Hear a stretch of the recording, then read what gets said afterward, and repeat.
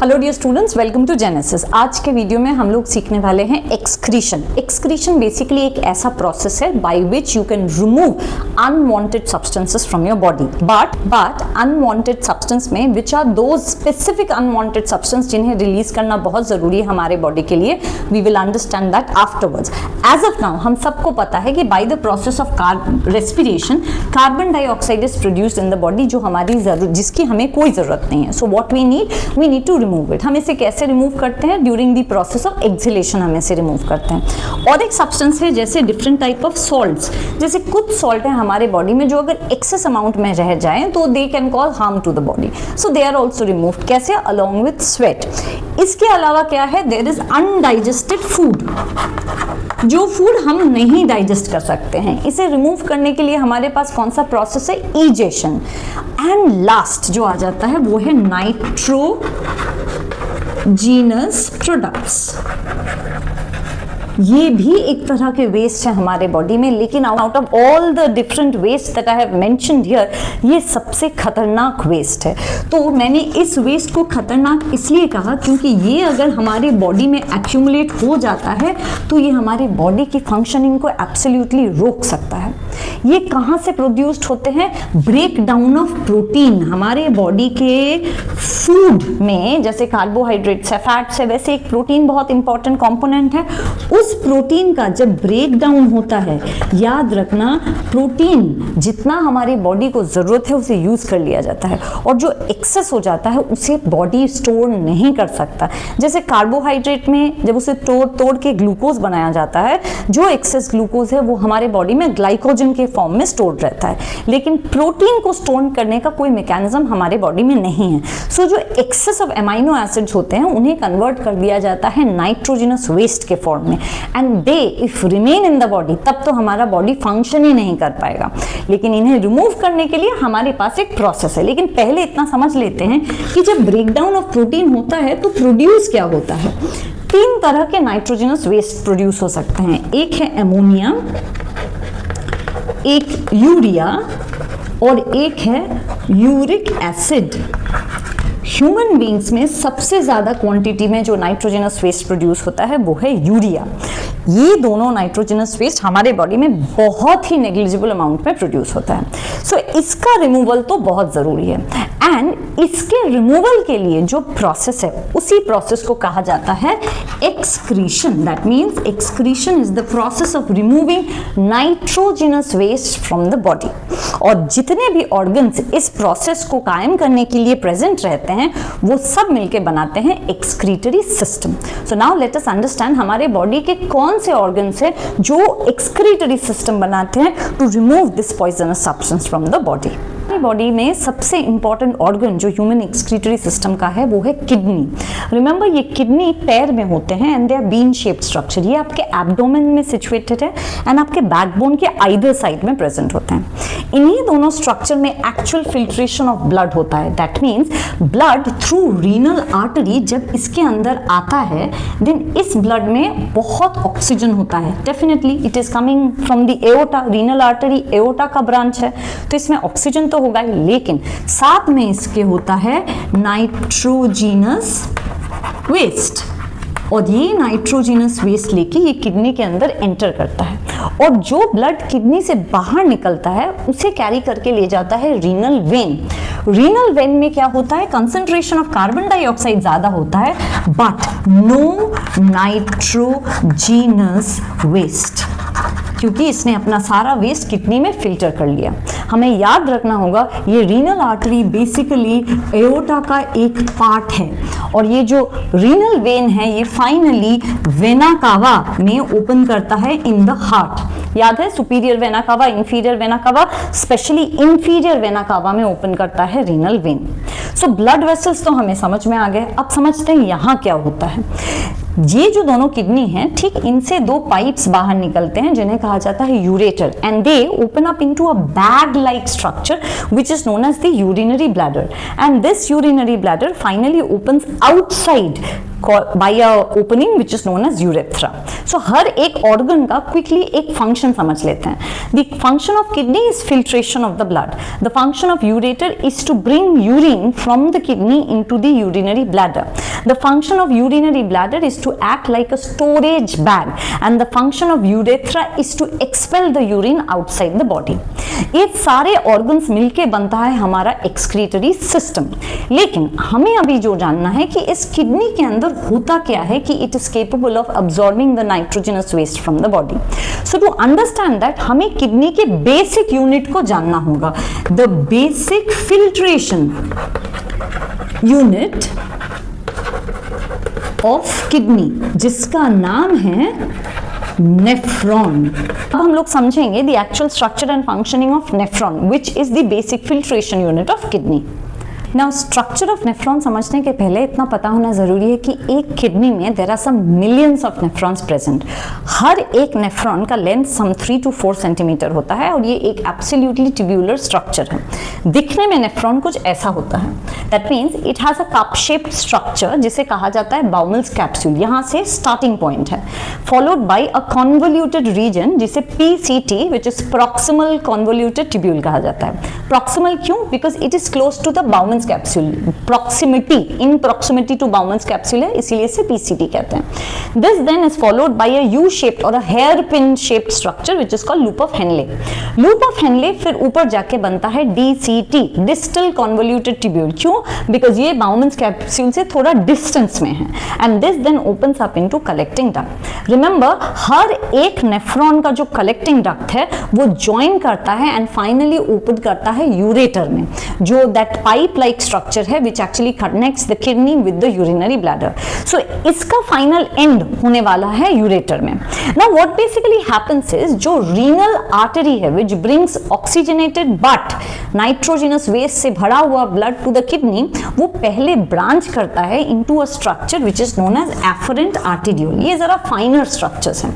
These afferent arterioles as they enter into the Bowman's capsule, ये यहाँ एक capillary network का टफ्ट, एक नेटवर्क बना लेते हैं। उस नेटवर्क को कहा जाता है ग्लोमेरुलस, एंड ये नेटवर्क जब बाहर निकलता है तब उसे कहा जाता है इफरेंट आर्टेरियोल।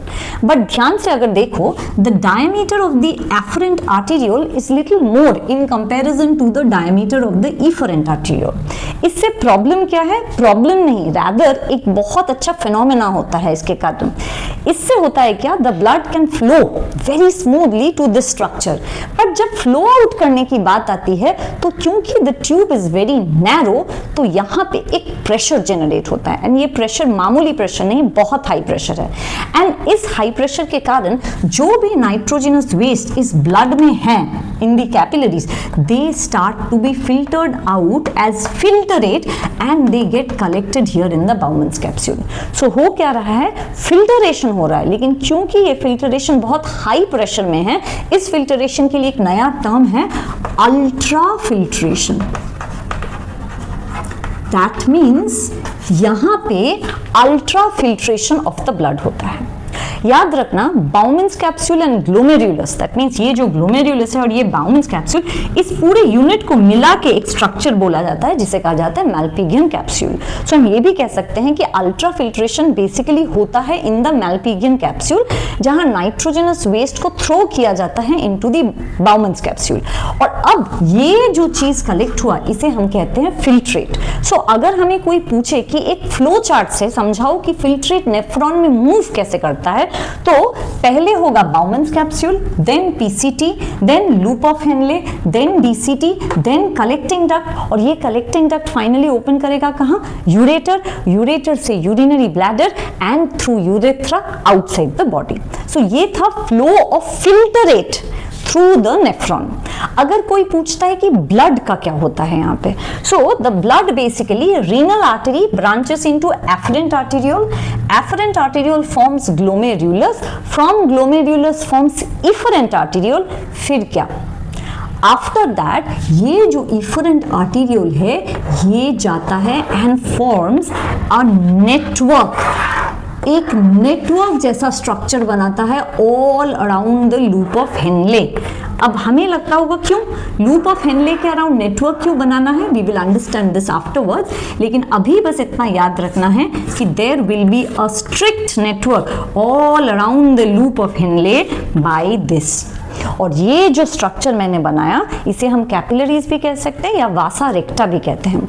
एंड फाइनली ये सारे ज्वाइन करके जो स्ट्रक्चर बनता है उसे कहा जाता है रीनल वेन। तो अगर ब्लड का फ्लो चार्ट बनाना हो तो ब्लड का फ्लो चार्ट होगा renal artery, afferent arteriole, glomerulus, वहां से बना इफरेंट आर्टीरियोल, इफरेंट आर्टीरियोल से बना वासा रेक्टा, वासा रेक्टा से बना रीनल वेन, एंड ये रीनल वेन जाके ओपन करेगा inferior vena cava which will open into the heart.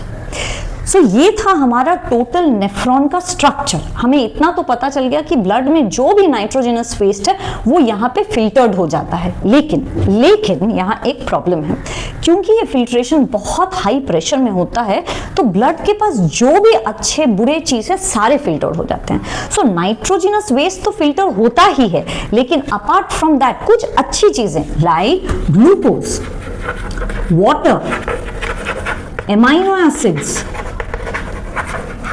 Some important salts, ये भी फिल्टर होके इस फिल्ट्रेट में आ जाते हैं। अगर ऐसा हुआ तो क्या प्रॉब्लम होगा, देन हमारे यूरिन के साथ ग्लूकोज भी बॉडी के बाहर निकल जाएगा, अमाइनो एसिड निकल जाएगा, वाटर निकल जाएगा। We don't want that, we want to retain these substances inside the body.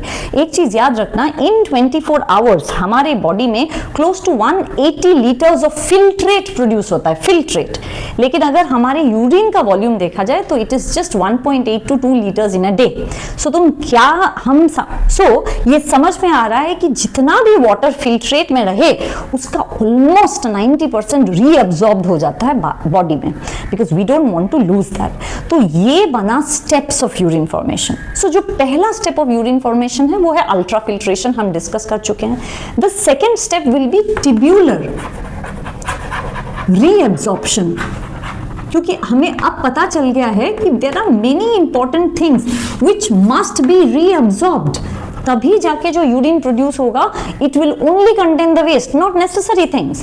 And और एक थर्ड स्टेप है जिसे कहा जाता है टिब्यूलर सिक्रीशन। हम इन तीनों स्टेप को जल्दी से समझने वाले हैं। सो यूरिन फॉर्मेशन में ये तीनों स्टेजेस होते हैं, होने के बाद ही यूरिन कलेक्टिंग डक्ट से यूरेटर के पास जाता है, नॉट बिफोर दैट। सो अब हम आ गए हैं steps of urine formation. Urine formation के 3 स्टेप्स हैं। Number 1 is ultra filtration, which is the filtration that happens under very high pressure.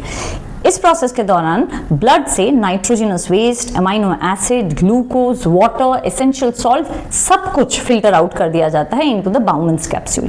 लेकिन इसके बाद नेक्स्ट स्टेप ही बनता है टिब्यूलर रीअब्सॉर्प्शन, जहां जो चीजें ब्लड को एसेंशियल हैं वो ब्लड में वापस ले लिया जाता है। And this happens between the Vasa रेक्टा and the loop of Hadlee. इसके बीच होता है ये ट्रांसफर।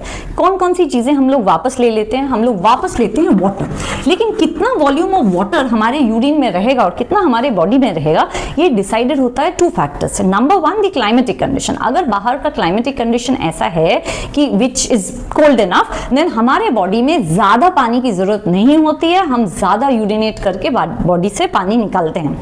ऑफ कोर्स होम्योस्टासिस हम मेंटेन करते हैं, there is always a balance that is maintain. Second, also on the amount of the waste that is generated. आपके खाने में कितना नाइट्रोजनस वेस्ट प्रोड्यूस हो रहा है वो भी डिटरमाइन करेगा quantity of water which is required for removal of that waste. तो अगर बहुत ज्यादा नाइट्रोजनस वेस्ट है प्रोबेबली तब ज्यादा पानी की जरूरत होगी फॉर इट्स रिमूवल। इसके अलावा हम क्या ले लेते हैं वापस? ग्लूकोज, और क्या लेते हैं? अमाइनो एसिड्स, और अगर कोई सॉल्ट हुआ तो that will be taken out.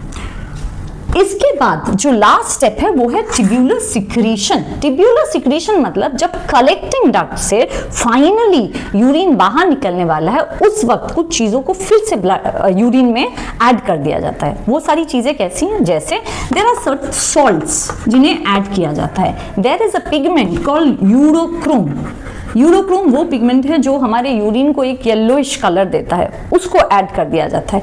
इसके अलावा अगर उस वक्त आप कोई मेडिसिन ले रहे हैं जैसे पेनिसिलिन हो या कोई और ड्रग्स हो, then the remnants of drugs they are also added into the urine so that इन्हें बाहर कर दिया जाए बॉडी के साथ। And finally that filtrate now will be called urine और उसे रिमूव कर दिया जाएगा from the body. Remember one thing, this removal of the urine from the urinary bladder through urethra, इसे हम लोग एक नाम से जानते हैं मिक्ट्यूरेशन, इसे मिक्ट्यूरेशन कहते हैं। और यूरिनरी ब्लैडर में जो यूरिन स्टोर्ड रहता है, this is like a bag, it keeps on stretching, but इसका एक लिमिट है till which it can stretch. जब भी उसे एक सिग्नल मिलता है फ्रॉम ब्रेन से to release the urine, it is going to release the urine through the urethra into the external environment. So इसके साथ आज का क्लास हम यहीं खत्म करते हैं। We are going to meet again in my next class.